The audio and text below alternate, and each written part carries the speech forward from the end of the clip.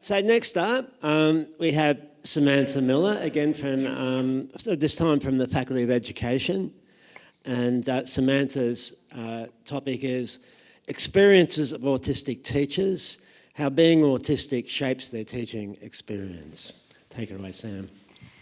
Thank you. So I fit very much into what just got spoken about. I'm not feeling very regulated right now. Being my first time doing this, I am just starting this process. So I'm doing my honours and literally have done 12 weeks of study. So 12 weeks into my subject, so you'll have to bear with me. I am using notes because I went the academic road. If I'd had foresight and knew what actually happened here, being a teacher, I would probably be much more comfortable just talking off the cuff. But I wasn't aware of that, so you'll have to bear with me. Mine's more academic. I'll try and make it sound exciting for you. But basically, that's where I'm coming from. So usually right now, I would be teaching Year 8 English. So I'm sure that you're probably going to be much more receptive than what they would be. So I appreciate that straight up.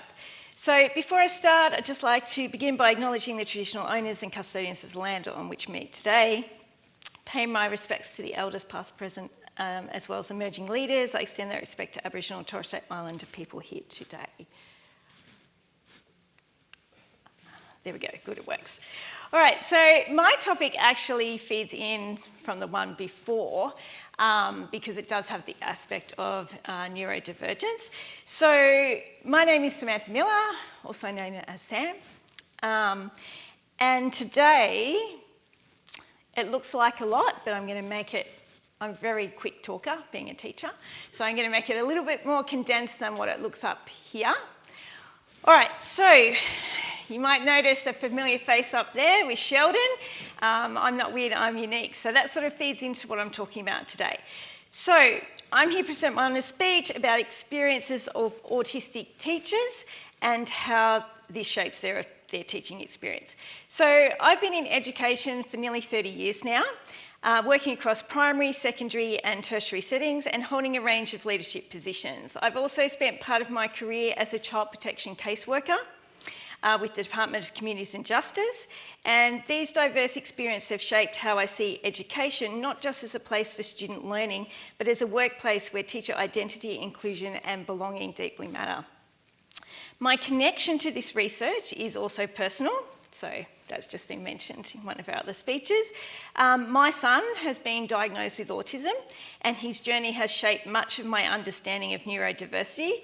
Today, he's a proud primary school captain, defying assumptions and showing that autism isn't a limitation, but a different way of being in the world.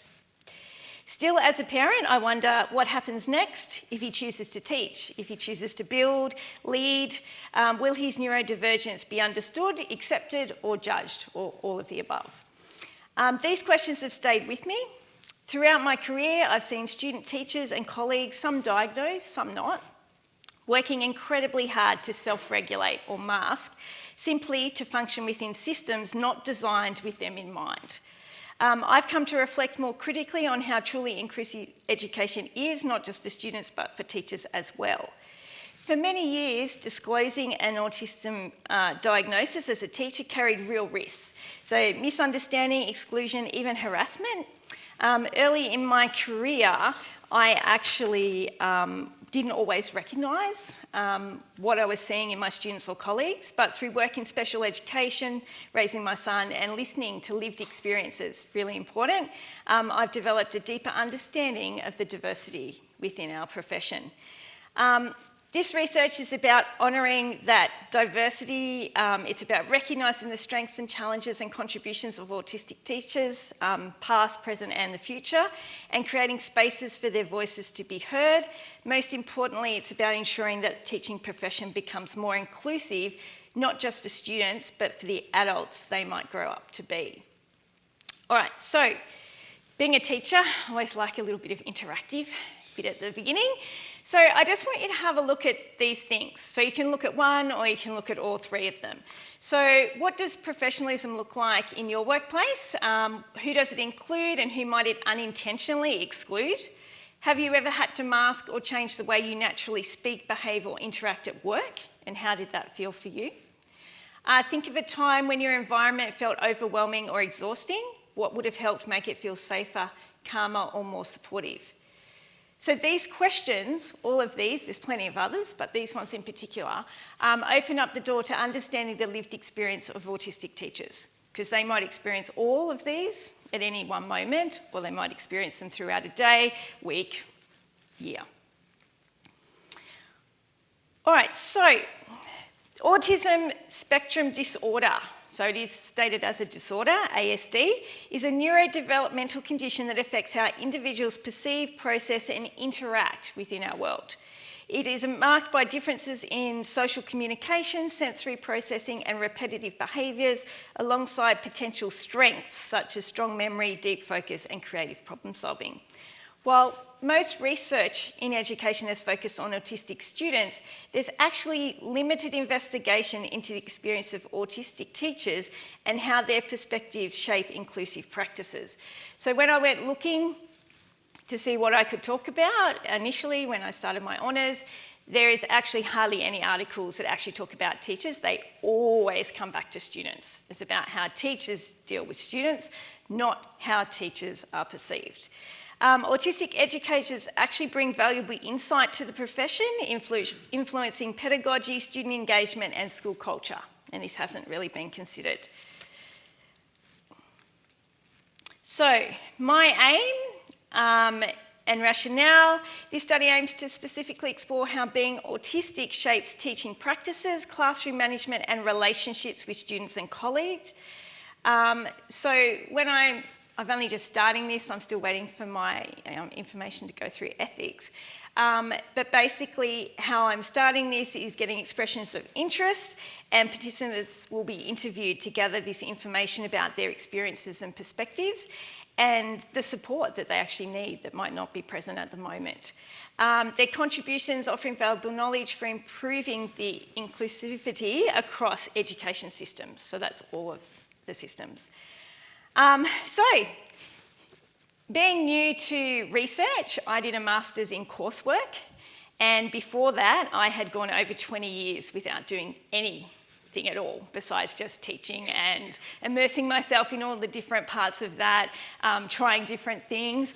And so when I first started and I put together who I was looking at, what was happening, this is the explosion that happened, which I'm sure many of you have come across when you started. And it was very overwhelming, and I was like, I don't even know what I'm going to do with this. So luckily, I have a really good person in my life that's helping me with this and overseeing me, and that's Dr. Ada Haram, and she's the person who's looking out for me. So she's like, Sam, don't be overwhelmed. There's just a whole lot of things on the screen, but let's work with it. So when I was thinking about how I was going to organise all this, because I like organisation, I probably fit on the spectrum somewhere as well, because I like things done in a certain way. And I broke it down into the interconnecting themes. So I looked at strengths, support, relationships, exclusion, challenges, and lived experience to make a framework that would be able to help me examine what's been going on. So just briefly, each of these, so with the strength and contribution, I was looking at what are the significant strengths, because often when we're researching, we're looking at the deficits, not at the strengths. So that's what I really wanted to hone in on what we're going to do with that, because these qualities actually enhance learning environments, and they also support diverse student needs. So often these teachers understand more than anyone what some of our students are going through, and they can help with that. And also looking at it through frameworks like Bronfen's ecological systems theory and the neurodiversity paradigm, emphasising the importance of systematic context over individual impairment. Looking at support and environmental design, so inclusive environments that offer sensory-aware design, so clear routines, flexible expectations are vital for autistic teachers to experience success. Looking at supportive leadership, often that's not in place as we have it today. And disclosure of an autism diagnosis is often avoided because of the fear of stigmatism and what's going to happen based on that. Then the relationships. Relationships are huge, and I touched on the double empathy problem that Milton talks about, to reframe communication breakdowns as mutual rather than one-sided. So social spaces like staff rooms can be hugely overwhelming and contribute to that isolation and exclusion. And often staff are commented on about why they're not in the staff room, but that might be the time when they actually need to have that safety where they're on their own and they're getting themselves together ready for the rest of the day. So psychological safety and affirming relationships are essential, but they're underexplored in current research. So Praslova says that there's much more needed. Exclusion and systematic barriers. They often face disadvantage, including discriminatory hiring, inaccessible leadership pathways, and policy structures that fail to accommodate for neurodiverse needs. So there's lots of policies on everything else, but there's not one on this.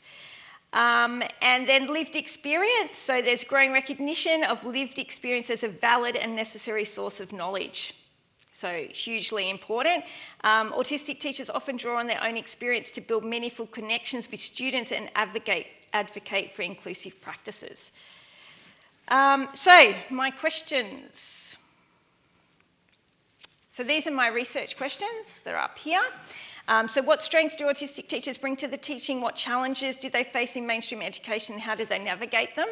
How do autistic teachers manage the social and sensory demands of the school environment? And how do autistic teachers balance classroom management responsibilities with their own neurodivergent needs? So it's a bit of a double barrel, because they need to provide for children in their care as well as provide for themselves. So I spoke briefly about ethical considerations as being, but because there's people involved, we need that permission. And the participants are autistic identifying teachers. So they don't have to be diagnosed, they can just identify themselves. So it might have been that they found out later in life, or they've recognised later in life that that's where they fit, but they don't have to be diagnosed. So there's lots of vulnerability with this sort of group, so therefore they have the right to withdraw at any time. So if it gets too much, if it's not working for them, they have that right. The interview questions have been developed to elicit reflective narratives around participants' professional experience and identity as autistic teachers. So the questions are open-ended, flexible, and allow participants to guide the conversation. So I'm not really sure how some of it might go. I already last night over drinks came across a few potential participants, and they had a lot to say. So I'm not really sure where it's going to go, but it's going to be interesting. So with the theoretical framework, it's underpinned by the self-determination theory. So I'd never come across that until I started researching, but it's developed by DC and Ryan and identifies the 3 core psychological needs essential for motivation and well-being. So autonomy, acting in line with one's values, competence, feeling capable, and relatedness, feeling connected to others. So these are the 3 core things I'm looking at. And while the needs are universal, their fulfilment is shaped by both personal and organisational contexts. Applied to autistic teachers, SDT provides a strength-based lens, shifting focus from deficits to how school environments support or hinder this identity, motivation and well-being. And the study adopts a constructivist ontological position, recognising that identity and experience are shaped through interactions between individuals and their environments. It's also aligned with the interpretivist epistemology. It acknowledges that knowledge is co-constructed through dialogue and reflection. Yep, that's okay. I can talk fast. So over 12 months, so this is like over 12 months to be done. So we're going to collect the data, have a look at the data. I'm going to be doing the interviews via Zoom. And a lot of that is so that being autistic, there needs to be choice. So the camera can be off, the camera can be on. If they prefer, it can be done via email, any way that makes them feel comfortable to contribute. They also can pull out at any time if they feel like it's not for them anymore. So up here. So this study will use structured interviews based on proposed research questions as primary method of data. Interviews are particularly suited to qualitative narrative inquiries. They provide both structure and flexibility, ensuring comparability across participants. And also, when I am thinking about how I'm going to look at these, I am going to look through them myself, and I'm going to be taking out the themes myself rather than using online devices, because I think that the most important thing is to get the most out of what people are trying to say to you. So I'm going that road just to be a little bit different. So that's my part there. And then the significance, I'm hoping that this research intends to contribute to the growing body of literature on neurodiversity in education, enabling the recognition of the importance of neurodivergent representation in teaching and understanding the needs of teachers with autism. And basically that's what that says as well. So here's all my thousands of references. So really it's just thinking about what can we do to make this a better experience for our teachers in the schooling system that have autism. Thank you. Thanks, Samantha. That sounds like a really excellent project starting to shape up, and I know we all wish you all the best as it proceeds. Are there any questions from the audience? I mean, I have just one quick one. Yes. I imagine it's going to be very challenging potentially to recruit participants. Have you given any thought yet to your recruitment strategy? Yes, so I thought that too, and Ada was worried about that also. But when I've been talking to people I work with, colleagues, and to other schools that I go into and work with, I've just put it out there. They'll say, what are you doing your honours work on? And I say, oh, this is what I'm doing on. And you'd be surprised how many people go, actually, Sam, I identify as autistic. Can I be part of that? So even last night, I had a few people put their hand up. In my own school, I already have people, and I only need really 2 or more to get it to work. So I'm actually really happy because I've got a couple already. So talk about up and running. Yeah, so if anyone else wants to volunteer, feel free to come and let me know. And sometimes you just, bugger Facebook, you just can't beat the power of word of mouth, eh? Thank you. No hard questions, okay? No, it's not a hard question at all. It's, are you considering both primary and secondary, or have you got a flavour of each teaching situation? Because they're quite different. Yeah, so I work within a K-12 school. So I work in an independent system, and it's a diocese worth of schools, so there's a diocese. So I'm planning to put it out to all the diocesan schools, and they're all K-12. So yes, and I suppose once I do the research and I get the results back, that will impact on my themes and which direction it goes. But at the moment, I'm sort of leaving it open because a lot of the teachers teach across. So I'm a primary teacher, but I'm currently teaching secondary. So a lot of teachers teach across K-12, so I couldn't really hone it into one. I thought being in a K-12, it was easier to do that. It was really just framing my partner's a maths teacher. She's head of maths. And I think if you look or collect some of the data by subject area, you might find there's certain dispositions among certain subject areas towards more neurodivergence. Yeah, so far I've got science teachers. I'm not surprised. Like Sheldon. Yes. All right, are there maybe one more question? Yeah, cool. Thank you for a fabulous presentation. It's also always good to see a practitioner trying to, wrestle with theory and then jam it into the teaching and learning. I've found a fellow traveller with the STT theory, so I'm keen to know where that theory popped into existence for you. Like, how did that theory come into your research? Yeah, so initially it wasn't. And then when I was throwing around with some academics that were talking to me about what I was planning to do, they said, have you ever considered this? And I went, no, because I'm new and I don't know many theories or anything like that. And they said, look into these papers, and there's quite a number of them. And as I went into them, it started popping up. And then I related it because I was like, oh yeah, they're those 3 things that I'm actually looking for when I want to discuss these questions. So that's how it came about. There you go. And if you need another participant, yes, teacher, science faculty, engineering, Excellent. I think I've even got a piece of paper that says I'm ASD. Make sure you see me before we finish. Well, praxis works again. All right, look, thanks heaps, Samantha, and I know we'll all be looking forward to hearing on your progress this same time next year here in